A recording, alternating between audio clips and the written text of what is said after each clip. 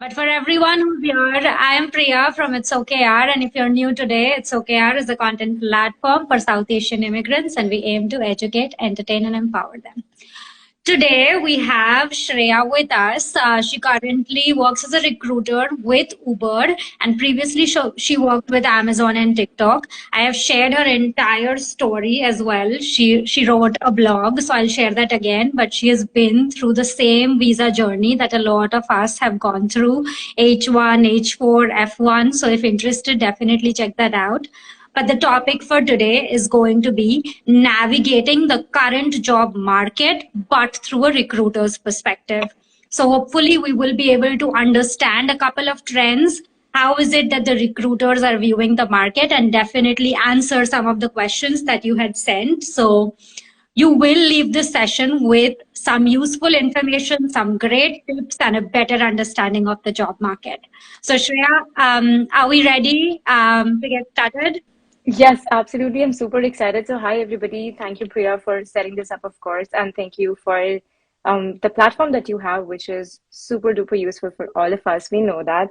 But yeah, I think from a recruiter perspective, I do have tons of, I would say insights, but I would really say, and this is for everybody, including me, guys, do not be like disappointed or like be, fearful about what's happening in the market.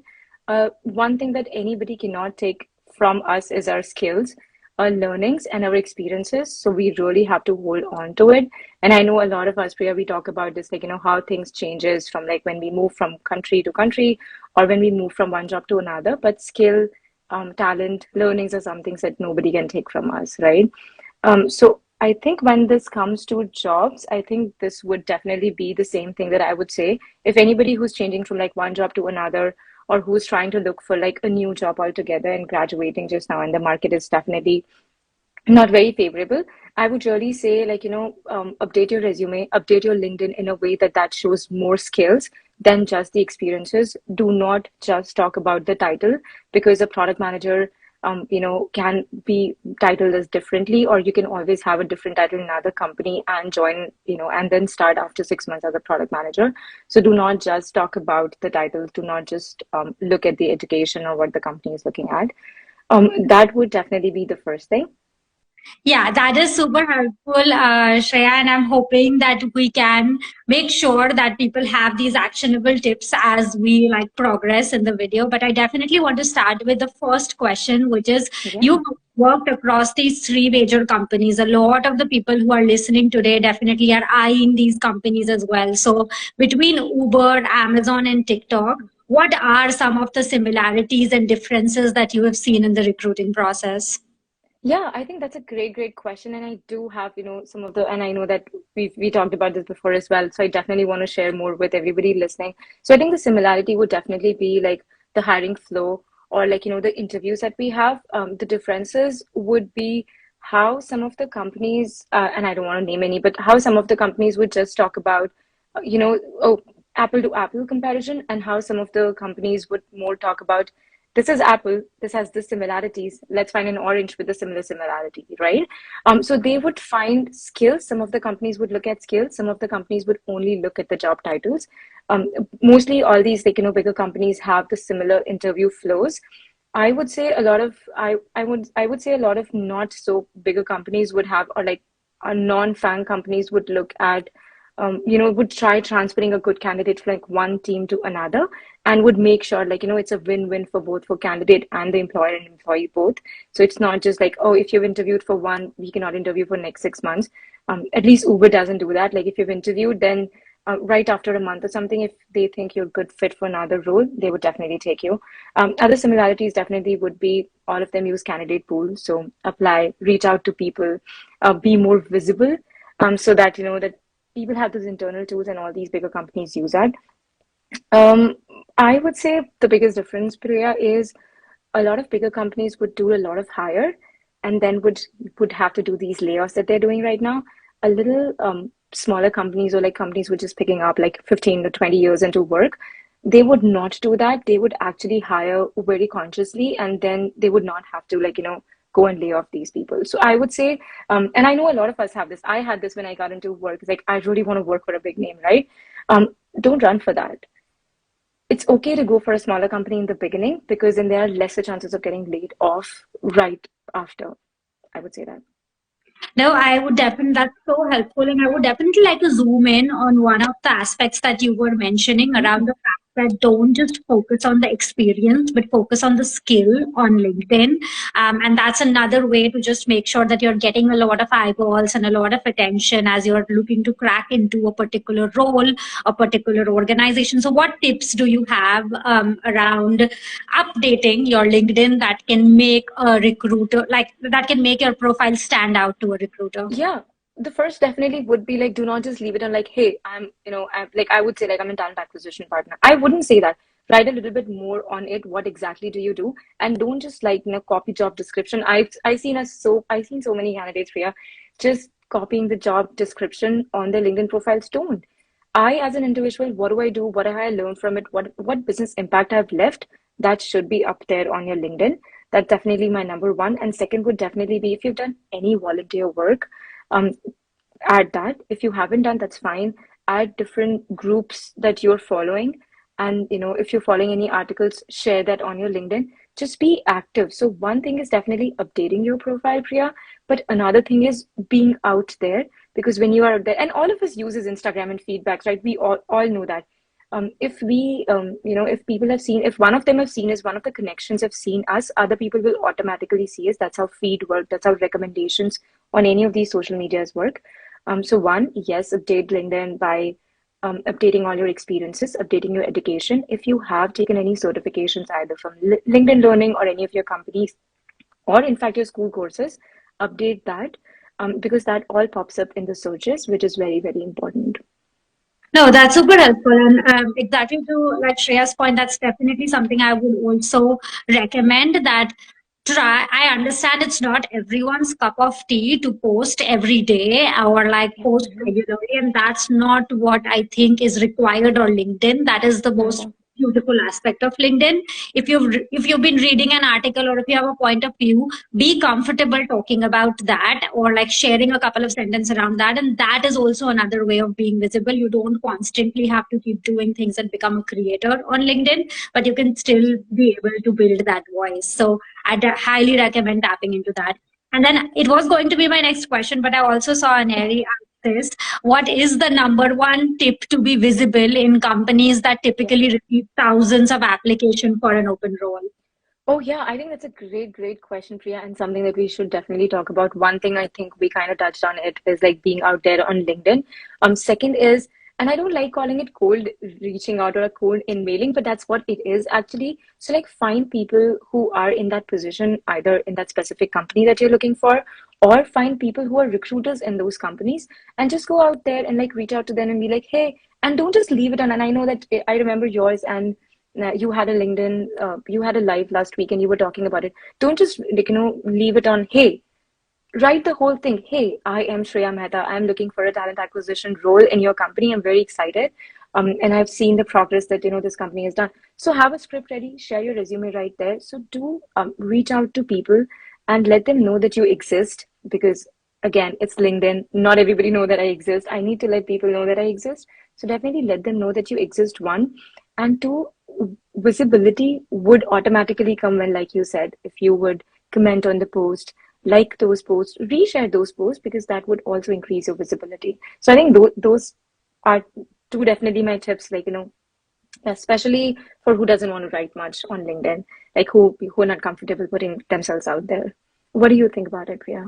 No, definitely. And to your point, like even posts that you find meaningful, engaging with those posts, commenting on those posts, leaving Yeah. your point of view, and not just commenting random stuff, but commenting something that's actually useful to drive the discussion is going to get you that visibility. But the next question that I have is Yeah. there is definitely a myth that the ATS rejects us all, right? So, how do you shortlist candidates if you have hundreds of applications? Like, how does one stand out when there is an ATS, when there are so many people? Like, do you have like a couple of tips that you can share? I do, yes. And I really want to acknowledge this because when I was in the job search side and I didn't know the other side of the table, I really think that ATS did this with all of us. But for all of you out there, ATS doesn't do that. we say that find those keywords, yes, because it's helpful for like, your profile to come in the search, but there's a human actually sitting in background and doing all of this. So I actually do like, check hundreds of applications every day and like, skim through it. But yes, agreed, if you would say there would be only 30 to 50 seconds I would spend on a resume because I know what I really want in a candidate. And if I don't find that, then you're done. And that's why we say like, resume is a very, very strong thing that you should, build.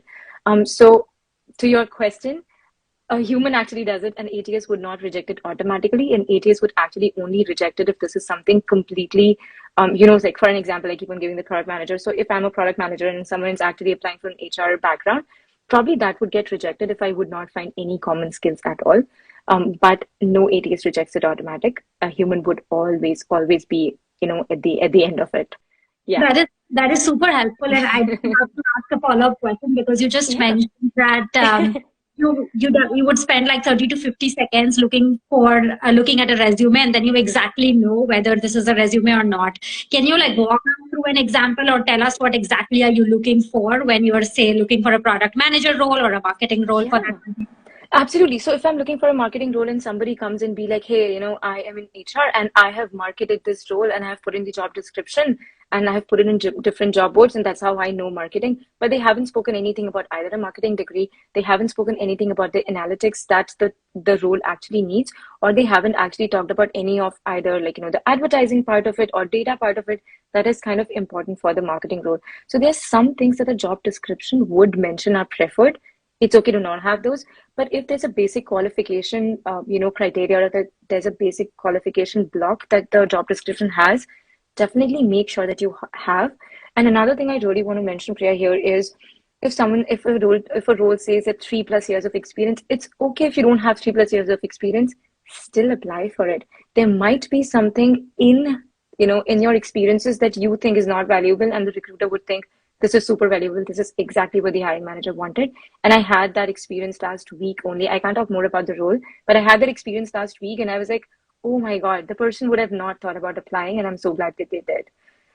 So that would be my tips that, when I say that you would get rejected automatically if the profile doesn't match at all, but there can be transferable skills that we should not forget about.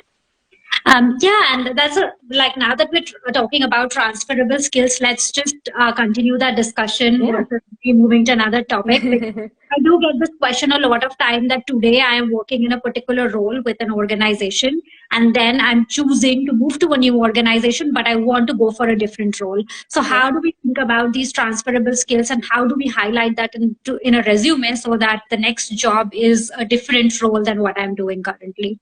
Right, that's fantastic. I would really say that before like highlighting the transferable skills, like actually get those skills also or get those certifications also. And a lot of us have LinkedIn Learning that is like Coursera, Udemy, which is like super free. So have those on your LinkedIn, because as soon as I like a profile, Priya, I would directly go on their LinkedIn because I know the resume doesn't say everything. I'll go on their LinkedIn and check. But then the transferable skills that we can talk about is like, for an example, if you're talking about customer service, I can talk about how communication was important. That's one part of it. But then also how business acumen was important, because I took feedback from the customers and submitted it to the product managers, and we changed something in the product, and then the overall product increased or like the sales increased. We can always bring in. So now what am I bringing in is the strategic part of it, right? I'm not just talking about the communication. I'm also talking about how I strategized and got the feedback and got those features added to the product. So you can always talk about it. And again, and that's why all of these conversations and all of these coaches are important, Priya, because sometimes I would not value myself here when I'm actually here. I would always value myself a little lower, thinking that I'm trying to be modest and humble. But you're not trying to be modest, humble, you're just trying to undervalue yourself. So don't do that, right? And again, if I think that so there's a job description A, right? And I'm looking for a job B. What I'll do is I'll try looking at what job B skills are. I go on LinkedIn, find those job B people, and try seeing what skills do they have, what kind of projects they've worked on, where do they stand in their career and all, and then try finding if do I have those kinds of skills, have I kind of worked on those projects, and bring those skills which are transferable. No, that is super helpful, and I think I'm getting some questions around that. But like a good point to what Shreya mentioned is, for example, today I am in marketing and I am looking to move to project management.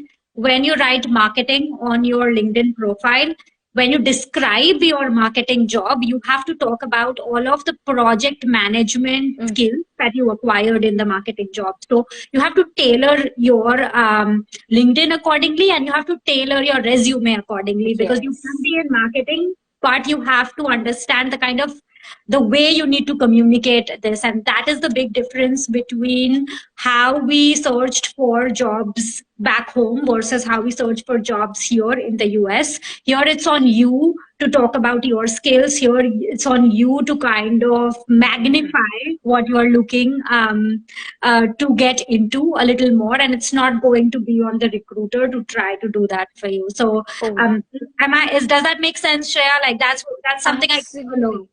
Absolutely, 100%. And when you're talking about it, I hear a lot of people saying that, you know what, I can do anything. Just let me know. Do not go on that side. But I think what Priya said was completely right, that you have to magnify your own good. When you're writing, and if your resume, and I have learned this from someone, Priya, and I totally have to say this, if you're reading your resume and it feels like, oh my God, I bragged so much, that is the right resume. And if you read it and you feel like, oh, this is right, that means you've undersold yourself, you're undervalued still. It really needs, like, you really need to show it. So I think magnifying is absolutely the right word.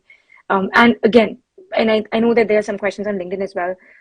A lot of people think that LinkedIn is something that is just for networking or like just attracting recruiters. No, people, if I am searching for someone and I found a resume that is really good, if I go on LinkedIn and they haven't posted it right, and if there is any discrepancies between the resume and the LinkedIn, I'm going to believe the LinkedIn, because I know resume would be updated for the role.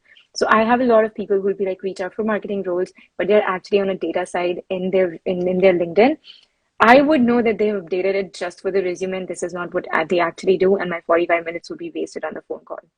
That So is interesting, because a lot of people would actually do that. And I know we are like completely off script based on everything we have I'm talked about. I sorry. want to make sure it's super helpful for everyone who's joining. So another one that I got was, which is of course a question that I also had all the time, which is a lot of times we get rejections at midnight or just a couple of hours of Yeah. applying.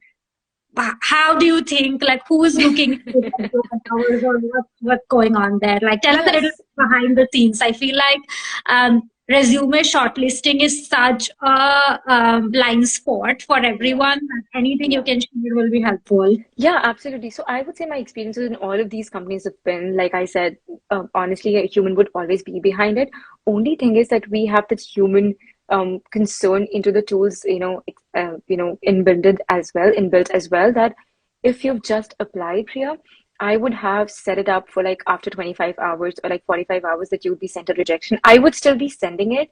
It would still come either from my, and there's some recruiters who would choose to like not send it from their personal account and send it to like do not reply, because a lot of people would ask for like, what is the feedback? Can I get another job? Why are you ghosting me? And that's what people call ghosting, when they ask a lot of follow-up question and they're like, oh, that person is ghosting me. But honestly, that person also doesn't have all those answers, all those questions that you're asking. But to your question, um, so we get that. We still put that into an automatic system because we want the rejection to be very uniform. We don't want to send a handwritten rejection because it doesn't sound very uniform. And then we want to make sure that we have some gaps. So I usually do it. I want to make sure, like, a rejection doesn't go during the Thanksgiving weekend. So I would set the hours to be like, oh, it'll reach on Monday, and it can be early hours on Monday. So that is it. The tool has some how do you say, some features in it that would make you send it after some scheduled time.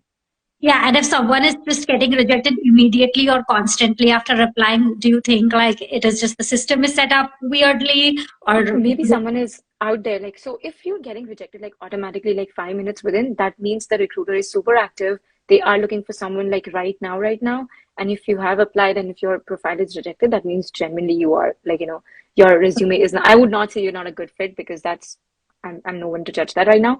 But I would say that your resume is not showing who you are in real, in your professional life in reality.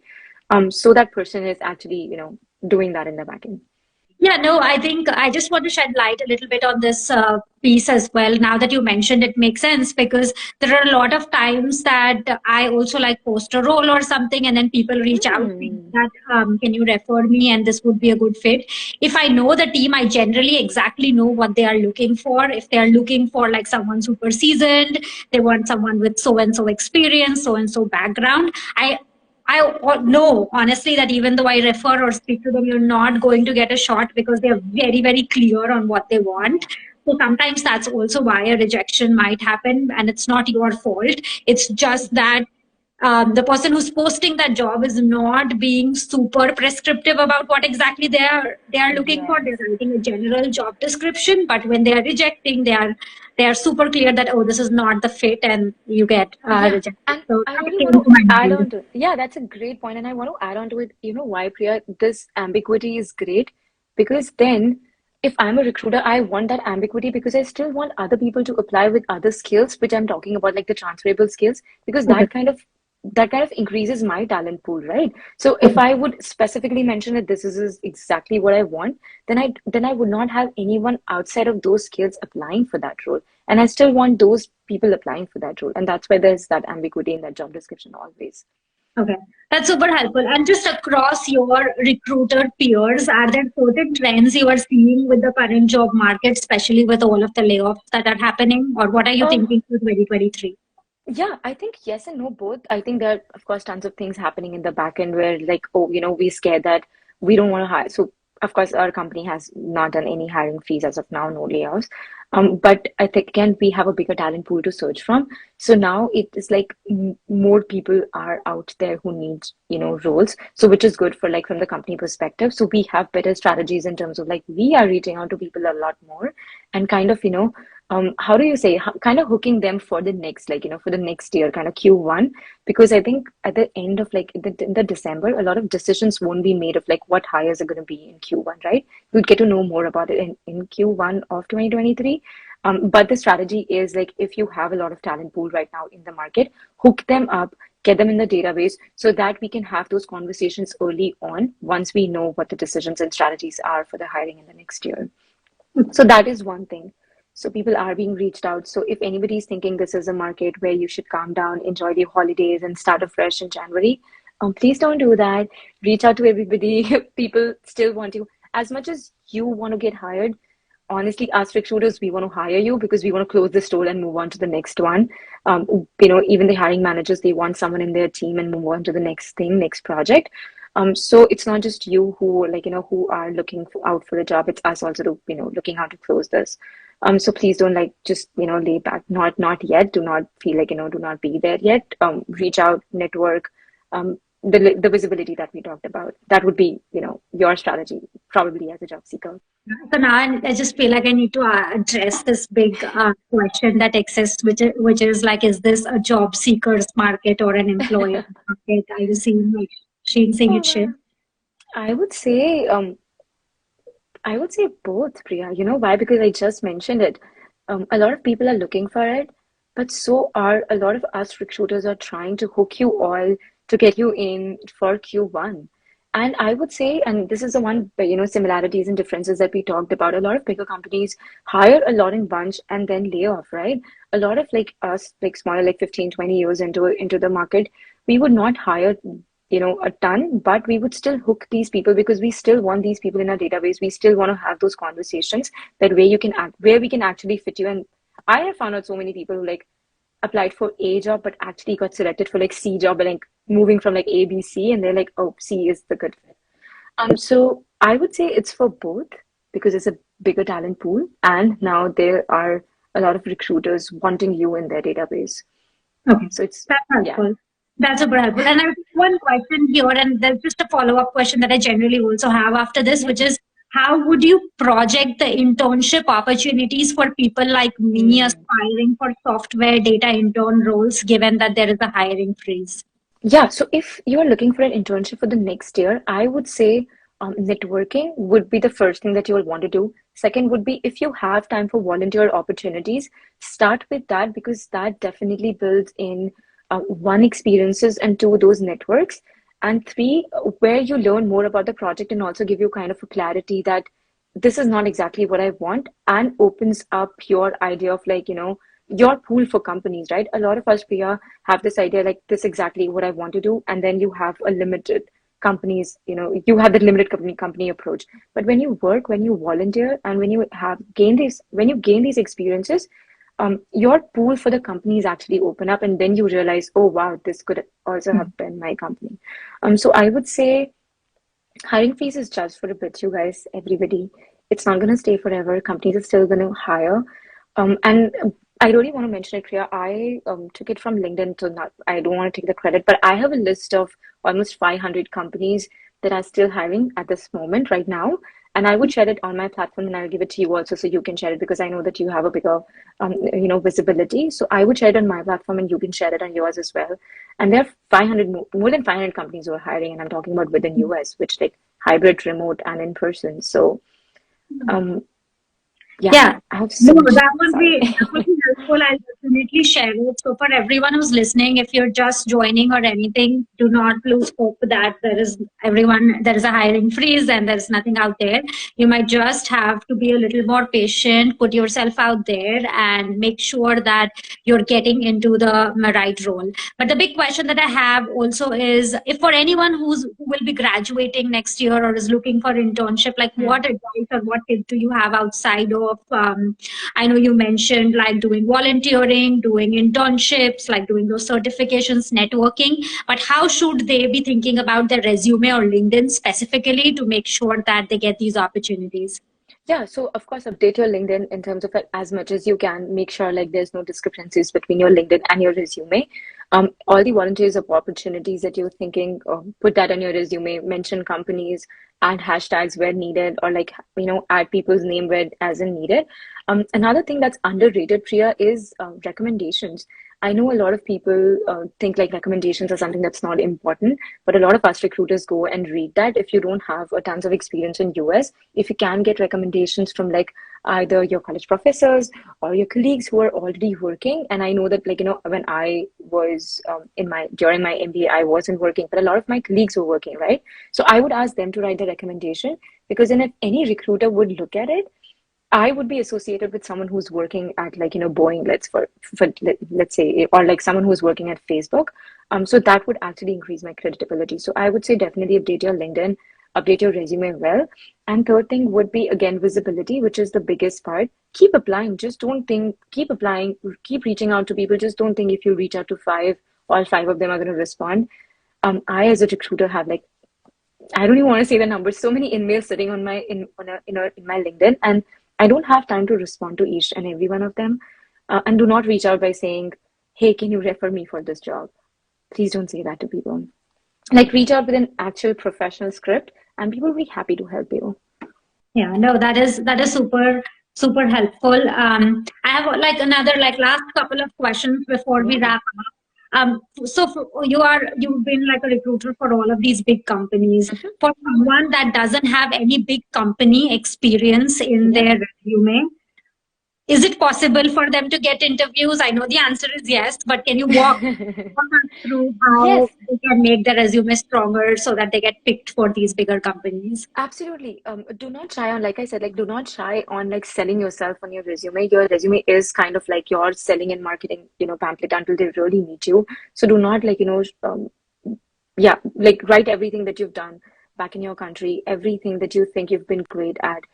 Mention your projects on your LinkedIn if you can, or if you have a portfolio, link it right there on your resume as well, because it's easier for, and I usually do that like on my resume with my name, I actually put in a hyperlink and, add my LinkedIn and ask people to like put their portfolios right there as well. So definitely like if you have no experience in US, which where I was in the beginning, one, make sure like your resume shines in terms of either your portfolio or any volunteer work that you've done.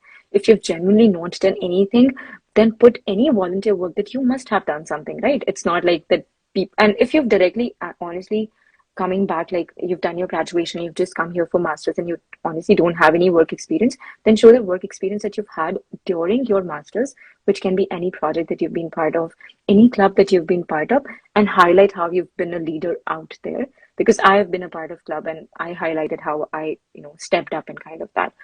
So mentioning those definitely help. And I think that was your question, right? I go off script so much. No, no, no. This is super, Okay. super helpful. Another one question that I get is around career breaks. Like so many people are just scared that I Hmm. have a career break or I didn't have a visa, so now I have a big break. Like, how do you as a recruiter look at that when you see a career break or Yeah. what like give us a good example of when you were like, oh my God, she positioned this so well or he positioned it so well. Yeah. One example that comes to my mind is myself. I have been out of job because of visa for like 8 good months. I lost my job at Amazon because of visa, and I was sitting at 8 good months at home. What I always tell, and I know that some of us have lost it because of visa, or some of us like opted it voluntarily. You can always say that, hey, I took the downtime to, work on myself. I needed some skills. I wanted to grow in the position in this professional world, and I knew I needed some skills to grow.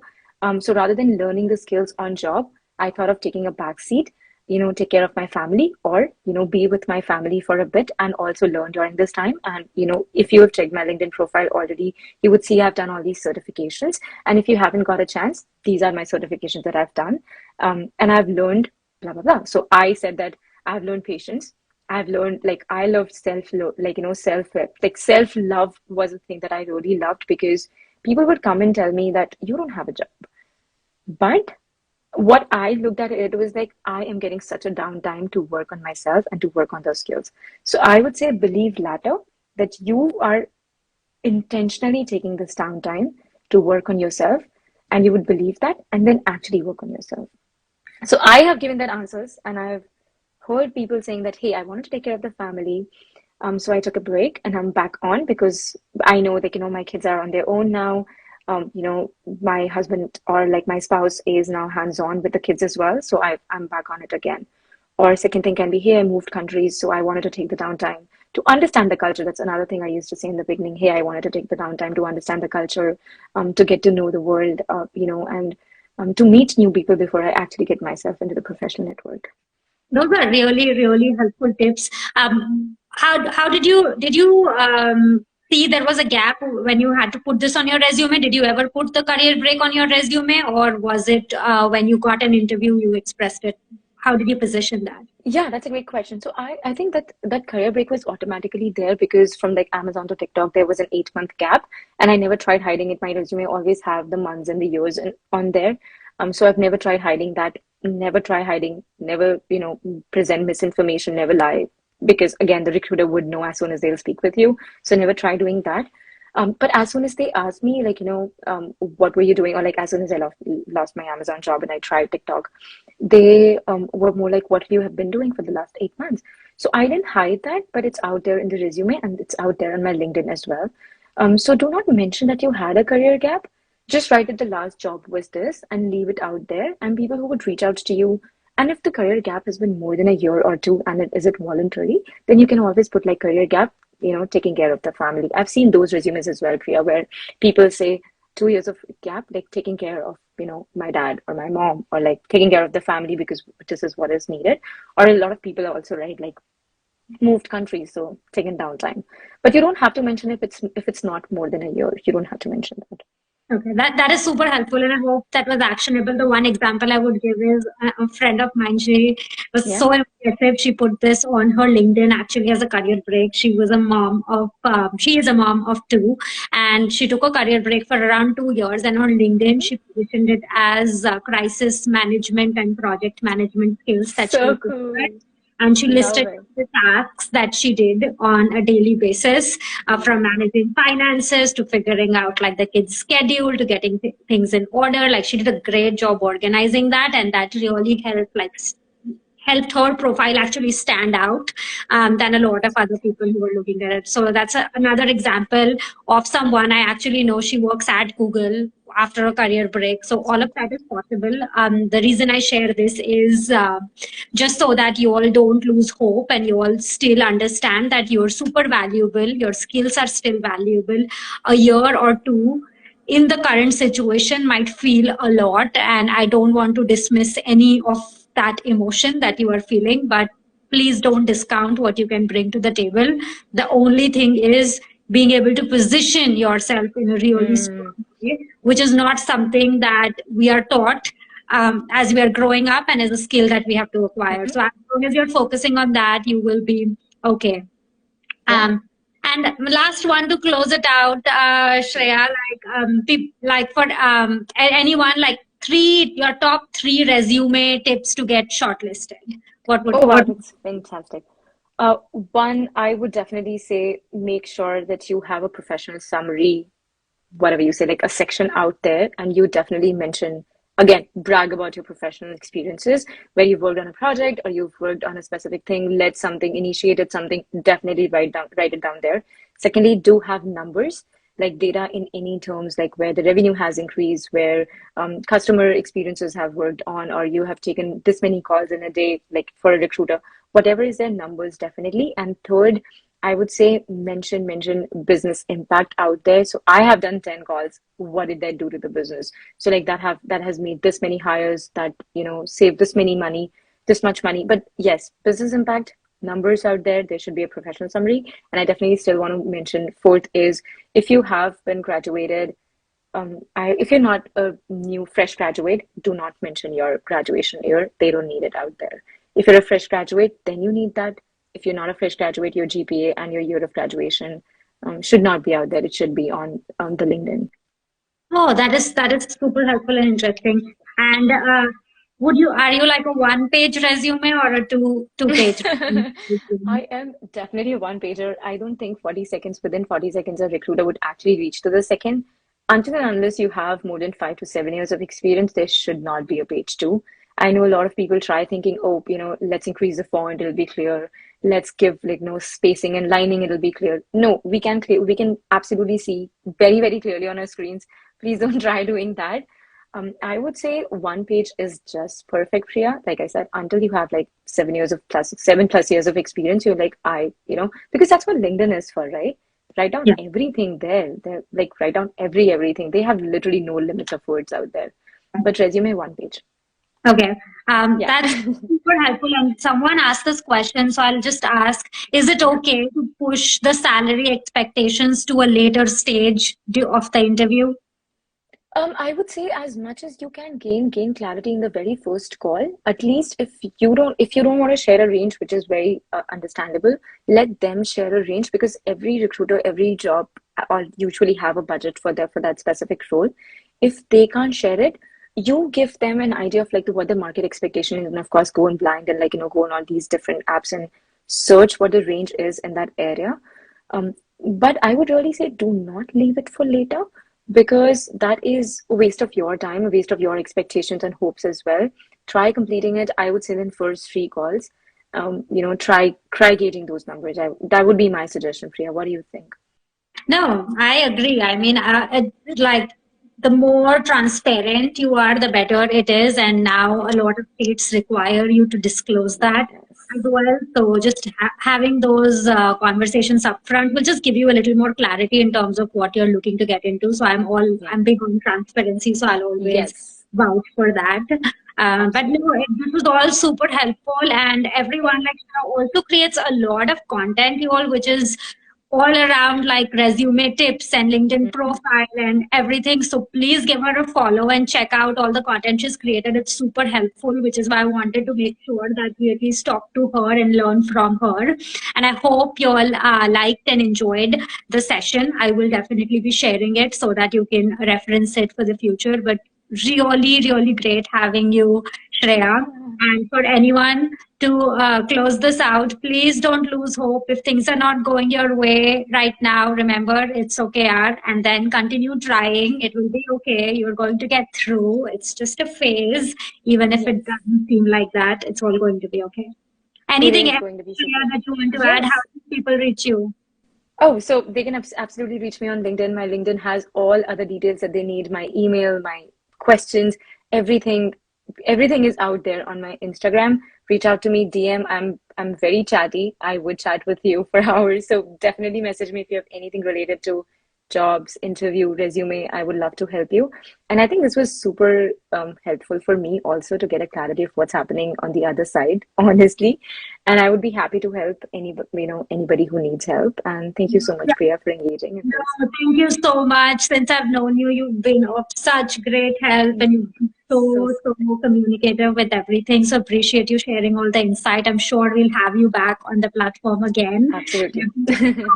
Everyone who's listening, have a wonderful evening. Check this out if you missed a couple of parts. There are a lot of useful tips, Yeah. and give her a follow, and check out her content. And thank you so much for being here, and thank you so much for following us. And Yeah. have a great evening.